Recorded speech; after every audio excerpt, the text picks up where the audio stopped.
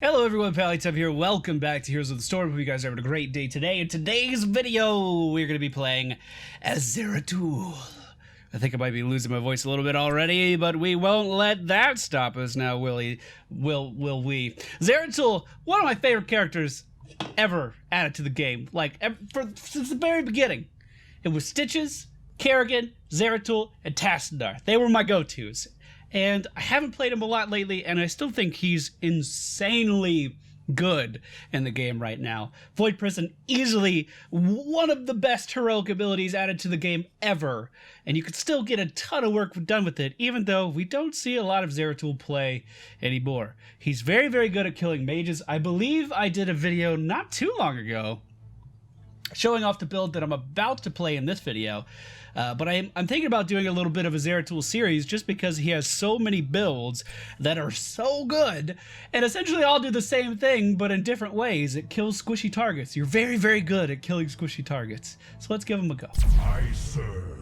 Alright, ladies and gentlemen, we find ourselves on the Sky Temple today. At level 1, we are going to go for Greater Cleave. Increases the radius of Cleave by 33%. Cleave is our Q ability. The radius is normally this. We get this upgrade and it becomes this. So pretty big radius. The friendly team, Azmodan, Uther, Tracer, Zeratul, Nova. Nova, roam with me. Everyone else laid. Just trying to gauge everyone's reaction to that. Cool, sounds good. Alright, so Zeratul's one of those characters that has stealth, just like Nova over here, so it's really, really strong if we can group up and try to kill the unsuspecting victims of the enemy team. The friendly team, Azmodan, Uther, Tracer, Zeratul, Nova. The enemy team, Tassadar, Medivh, the Butcher, Azmodan, and of course, Rhaegar. Rhaegar, the highest win rate healer in the game right now. We should actually be able to do a lot of work to him if we focus him. Yep, this is looking like a kill, boys! Our W ability is called Singularity Spike. It's a straight line skill shot that will send out a projectile. It'll hit an enemy, slow him down. But the slow actually kicks in after like a second of the projectile being out. It's not going to hit instantly. So kind of keep that in mind. Zeratul's E ability is Blink, and it allows me to move from one location to the other very, very easily, making it so I can get behind very, very big hitbox characters like this Azmodan and actually do a lot of damage to them. We'll go in here and just try to body block this guy, and it looks like we were successful. That's going to be a kill on Azmodan there. I'm going to go all the way back to the base, and then we will rejoin our team. We have 100% kill participation so far. The shrines are becoming active. Top and middle always comes first, and then the next cycle after this is going to be bottom, just for those of you that didn't know. The enemy team isn't crazy squishy. Medivh's obviously going to help out a lot with that, with his W, with his shield. But our focus target should pretty much always be Rhaegar. He's not able to use his ultimate on himself anymore, which makes him a bit squishier. And we should be able to punish him for that. Looks like the friendly team is opting to just give them the top, and I kind of agree with that. We don't have the best team fighting comp at all. So instead of going up to top and trying to get a kill, I'm actually just going to push middle. I'm going to get some more XP for the friendly team, make sure we have that talent and level advantage just in case a fight does happen. And I'll just try to get as much siege damage done here as possible. Cleave throughout the course of this game will actually become a pretty strong wave clear tool.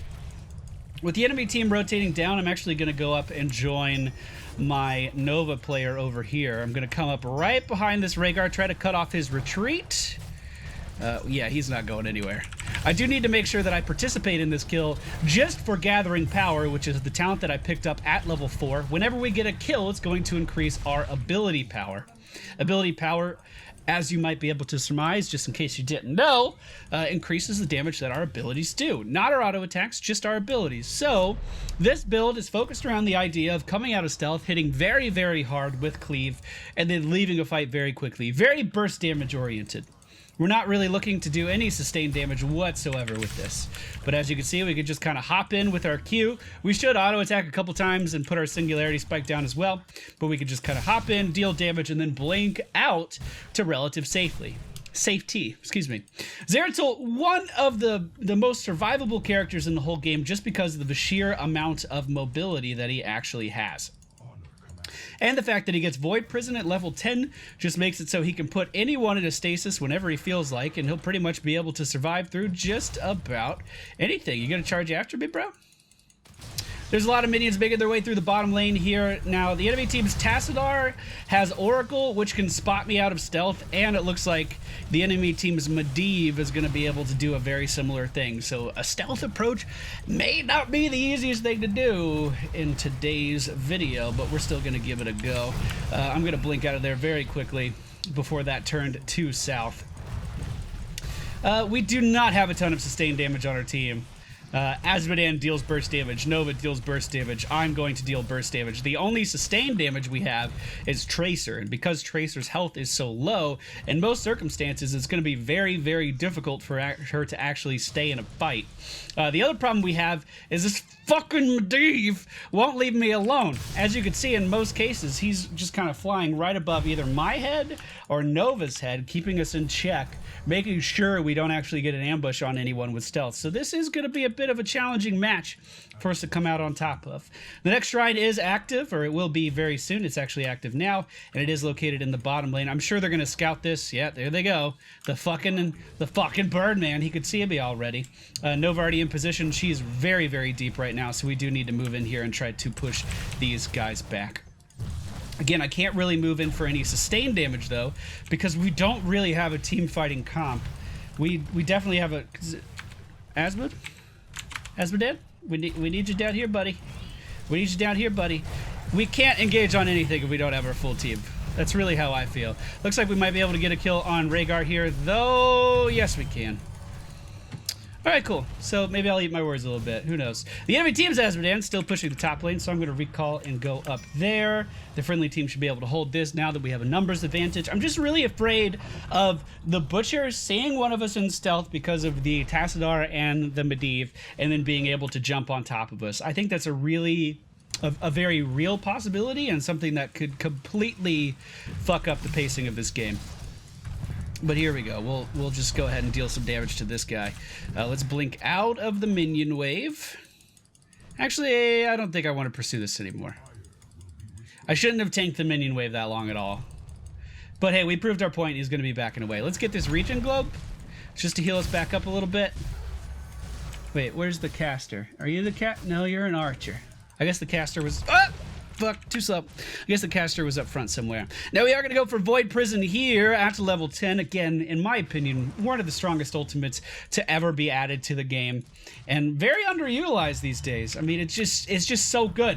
It can be used defensively. It can be used offensively. It's an escape for you or an escape for your entire fucking team. And I didn't think about this until now. We can actually help our Azmodan dunk so easy with this build because we're not killing the lane yet. Hopefully he'll notice that. I'm going to move down here and just kill this building off real quick. The enemy team's still not level 10. They're actually leaving this lane. Yeah, I'm just going to go ahead and do this. I don't see any reason not to. We should be totally fine. Okay, cool.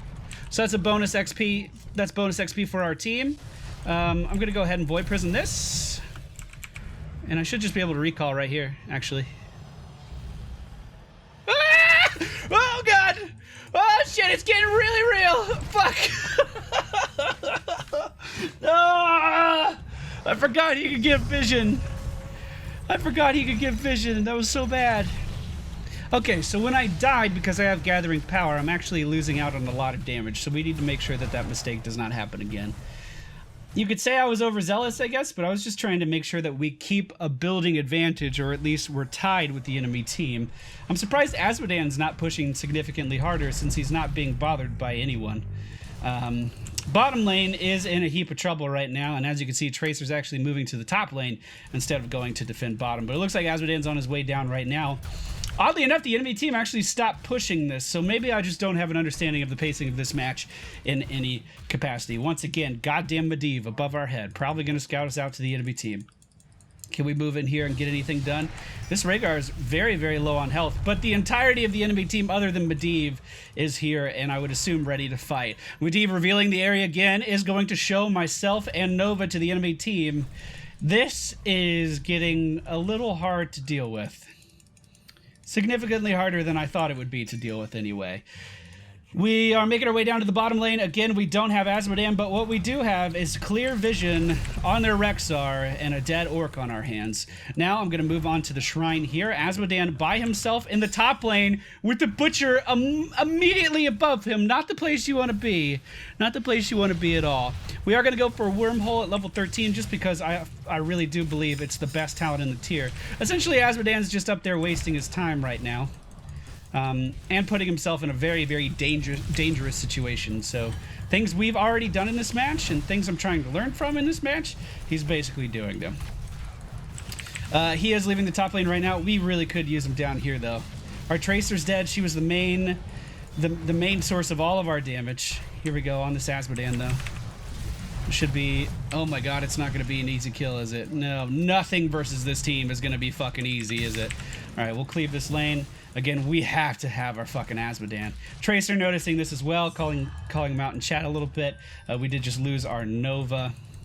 And again, I don't really feel like I can re-engage here because they have so many fucking ways of pulling me out of stealth. We'll just hop over the wall. Hopping back there was an option, but honestly, I feel like my mana is a little bit too low. The enemy team has revealed me again. We also see Tracer and Uther battling up in the top. This seems like a good Void Prism opportunity, and I'm going to go ahead and try to make some space for these guys here. Now, Azmodan is on his way over, and I'm looking for the dunk if he decides to dunk this. There we go. He actually did it right as the VP ended, which was very good. I did have the option of dropping the VP earlier as the dunk was on the way, and I was prepared to do that, but he timed it very, very well. So we got his bonus damage in there, and we were able to pick up 2 kills. Good job, guys. We just need you in these fights a bit more, ass. I know you want stacks. I can help in between team fights. So, new plan. We're going to follow Azmodan around, cleave the wave for him, and let him dunk it. Luckily, for me, on the way up there, an enemy Azmodan is there. Very nice precision strike's going to get a kill on that. We currently have 3 stacks of gathering power. So here we go. We're going to let the next minion wave push up. We're going to go in here, we're going to cleave it, and now he can dunk it. Look at that. We're stacking them up. We're stacking them up real nice. Alright, the enemy team may have overextended just a little bit here. We're going to poke in with our damage. Bring the Butcher way out of position if he decides to continue chasing. Luckily for him, he did cancel that. But now we're going to go in real hard on the Butcher. And, oh, what a beautiful force of will. Or whatever the fuck Medivh's shield is. Allowed that Ancestral to get off perfectly and kept his Butcher alive. That was really nicely done. We're going to go for Rending Cleave now, which is going to give us cleave damage over time. Are they still here? Oh, dude. How do you see me? Goddamn Medivh! Always revealing me! Okay. So the next shrines are active. We have Rending Cleave now, which is the last of our cleave talents. This is going to do a lot of damage around us now. I'm waiting for the dunk. I don't think it's coming, so we'll go ahead and cleave. The enemy team may be going for that bottom temple. I can't really tell. All right, we're going to slow him down with the Singularity Spike. I don't think we're going to be able to make anything happen here. Never mind, we got it. Nicely done, boys. I was actually put in stasis by the enemy team's Medivh, but all that did was prevent their Azmodan from dealing damage to me, so not really something that benefited them in any capacity. We do have numbers advantage, and their best healer is dead, so I'm feeling pretty good about this. I'm going to push middle in while we are holding that shrine. Just get some additional XP for our team, try to keep us ahead of the XP curve. Excuse me, and hopefully it works out. I feel totally safe in doing this because we have the Void Prison to keep ourselves safe. We have Wormhole to jump away. Granted, I do have 4 stacks of Gathering Power, which isn't that much, by the way, but I think we should be fine. Now that the wall's dead, I will go ahead and back up, though. Getting the wall down is usually the best thing you can do. If you push and you get a wall down, if that's all you get, I still think it's a pretty good push. So Rhaegar has returned up in the top lane. Pretty fucking horrible Singularity Spike there, but we should be able to do a decent amount of damage here. Is he gonna dunk? Yeah, it was a decent dunk. So he actually tapped his sippy cup. He's regenerating health pretty slowly. It's looking like we're just trying to leave. I don't really understand why, because he was at full health and full mana. Maybe going back down to defend this. If I was Asmodean in that situation, I would have just kept pushing, because our team was already down here and they were able to deal with that. And he was pretty much uncontested, only versus a Rhaegar there. But hey, whatever. We didn't convey that in any way. We can't be mad at him. Let's go ahead and hit this and then blink out. I was hoping it would actually hit the Butcher and hit that Tassadar there, but I wasn't lucky enough to actually have that happen. Looks like the Butcher will not be going down, but we're going to get an easy kill on this Tassadar here and then wormhole our way right back out. If they continue to chase me, we can Void Prison. We're just going to mount up, go back in stealth, and try to get a kill on this Butcher. Beautiful. Who was it? Medivh was down here. He's probably already a bird by now, so I'm not too worried about that. The friendly team is going for boss right now. I'll go in and join him. We're in a pretty fucking good spot this game. Feeling really good about this game. Cool. All right, so we got this. It'll start pushing the bottom lane. Push with it. That's a question mark. I think we should push with it, though. That makes the most sense. I'm just going back to get full mana. This is a pretty mana-intensive build for Zeratul, so you do need to make sure that you're always full on that resource. If there's never anything going on in the match, just go back, get mana. No big deal. It is worth mentioning that this is not a sustained damage build. It's a burst damage build. You are meant to go in and finish a target off, or set your team up with enough damage to start out to be able to finish off that target. So when you play this build, don't worry about your hero damage. It's not an accurate representation of what you're actually doing. Or what the intentions of the build is, I guess. I don't know. We are going to go for Rewind at level 20. And we're just going to try to creep in here. There we go. That's a dead wolf right there, boys. We forced Tassadar to use his Dimensional Shift, and we're just going to get in front of this Asmodean and try to burst him down. I actually feel pretty good about rewinding and jumping in here to finish that off, and we do just that. The friendly team in a pretty good spot now. We have finished off the keep. And actually, can we continue pushing here? Because that wouldn't be bad at all. Instead of going for the core, it looks like we want to just go for more buildings, which I mean is kind of bad. We should just go for just kill the core. We do have 12 seconds before the Butcher's up. Medivh's just hopping around doing Medivh stuff. We could probably fucking kill him right here. Oh, good. Leyline Seal is actually going to stop me. He's just buying time, but he's doing it well. Good immunity as well. Yeah, I'm going to stop focusing him. I'm going to just get this core down. In fact, let's just put him in fucking this so we don't have to worry about him anymore.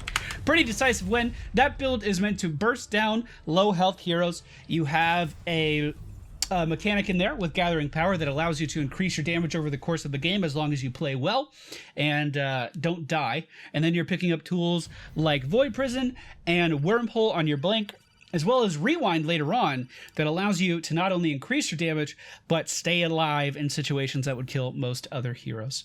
So the build: Greater Cleave, Gathering Power, Void Prison, Wormhole, Rending Cleave, and Rewind. Thank you all for watching. I hope you enjoyed today's video, and I will see you all next time.